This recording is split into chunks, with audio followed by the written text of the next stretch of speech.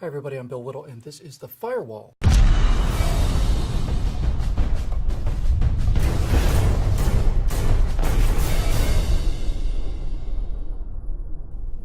For those of us who are not familiar with ISIS, that's the Islamic State of Iraq and Syria, the savage beheading of American journalist James Foley, and now that of his second journalist Steven Sotloff, certainly made the introduction. Speaking after Foley's brutal execution, President Obama had this to say about his ISIS murderers. No just God would stand for what they did yesterday and what they do every single day. Well, God may not stand for it, but the most powerful man on the earth, Barack Obama, certainly did. All of us mourn his loss. We keep in our prayers those other Americans who are separated from their families. We will do everything that we can to protect our people and the timeless values that we stand for. And we will do everything we can to protect our people and the timeless values that we stand for, asterisk. See below. Because what President Obama neglected to tell the American people that day before returning to the golf course was that there is in fact an unread condition attached to his statement that he will protect our people and the timeless values that we stand for. What he meant to say was he will protect our people and the timeless values that we stand for so long as there's no risk of adversely affecting poll numbers or his political or even personal identity for that matter. Barack Obama is a lifelong anti-war radical, was an anti-war senator, and now has committed himself to withdrawing and reducing American power throughout the world. Now, a month and a half before James Foley had his head sawed off, a team of Special Forces operatives were flying through the darkness on a mission to rescue Foley and presumably Sotloff as well as other Western hostages. And it wasn't just any evening either. It was just after midnight on the 4th of July. For 30 days, President Obama delayed that mission, 30 days. It was June when U.S. intelligence had a solid lead on the location of Foley and the other captives, but it was also well understood that ISIS, like all terrorist organizations, constantly moves hostages in order to prevent raids like the one that was finally launched after 4 weeks of delay. So why the hesitation?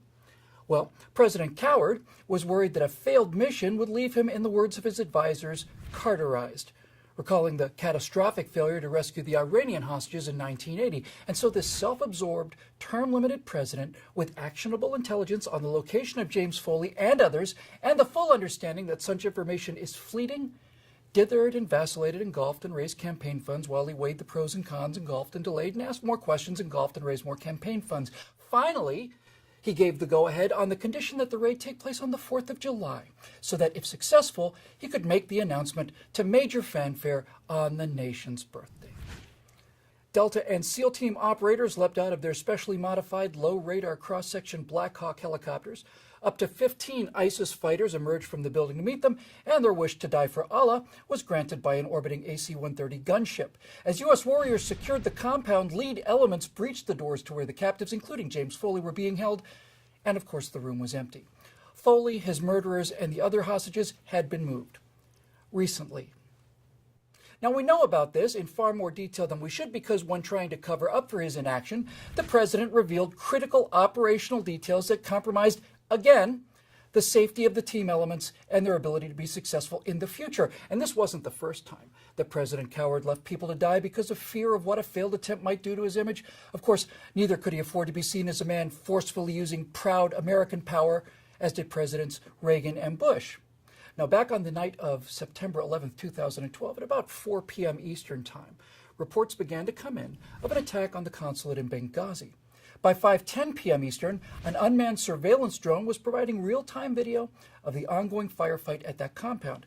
And yet, almost immediately, the White House issued a direct order to FEST, that's the Foreign Emergency Support Team, a highly trained, well-armed extraction squad standing by at various locations around the world for this exact contingency. He ordered them to stand down. We need to be crystal clear on this. It's not that President Obama failed to give the order for those men to get into their helicopters and go and try and rescue Ambassador Stevens and the rest of our people and the timeless values that they stand for. Those men were in the helicopters. They were, unlike the president, mentally and operationally prepared and ready to go and defend American civilians from these murderers and savages. President Coward told them to shut down the engines and sent these warriors back to their bunks, because he was afraid of what a failed attempt might do to his image and what a successful attempt might do to his phony claims that the war on terror had been won by him. He had an election coming up, and priorities are priorities after all. So he watched on TV in real time as former SEALs Glenn Doherty and Tyrone Woods ran from safety towards the sounds of gunfire and fought off scores of heavily armed enemy fighters for 6 hours. Their laser target designators on the enemy mortar position that eventually killed them, looking up to the sky not only to a just God, but awaiting help from a president who was watching them die. And they did die, of course, at which point President Coward joined the Fest operators in retiring for the evening, getting a good night's sleep for the next day's fundraiser with Jay-Z and Beyonce in Las Vegas. Reports are that the men who were in the helicopters, ready, and as it turned out, able to save Doherty and Woods, did not sleep quite as well that evening. Oh, and one more thing.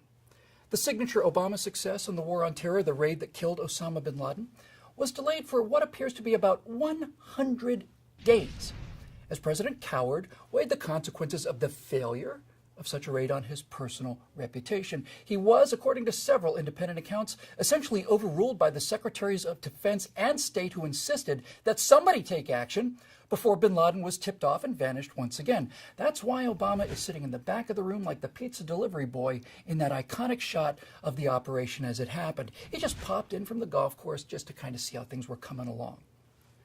Now, put aside, if you're able, the monumental narcissism, selfishness, and moral cowardice of this man and focus for a moment on just how disconnected he really is from the American people that elected him. They thought they had elected a leader, not a self-obsessed moral coward who would use the most powerful and capable military in the history of the world to protect our people and the timeless values they represent, without that ever-present asterisk of so long as there's no chance of making me look bad. We're kind of past that point now, Mr. President, don't you think? Please subscribe to our YouTube channel and be sure to visit us at truthrevolt.org.